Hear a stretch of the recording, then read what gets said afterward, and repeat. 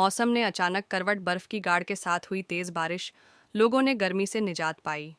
बुरहानपुर जिले में सोमवार 3 बजे से ही मौसम बदल गया, जिसके चलते बर्फ की गाड़ 15 मिनट तक के गिरी और तेज बारिश हुई।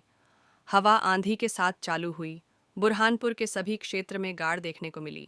बुरहानपुर रेलवे स्टेशन से लेकर अन्य क्षेत्र में भी बारिश और गाड़ गिरी और गर्मी से निजात पाई। किंतु इस बात का भी डर है कि बारिश खत्म होने पर के बाद में जो गर्मी होगी वह लोगों के लिए अच्छा खासा मुसीबत का सबक खड़े कर सकती है, डायरिया जैसी बीमारियों को दे सकते हैं। न्योता मोहम्मद रेहान खान के साथ मुमताज़ खान, बसीर अहमद।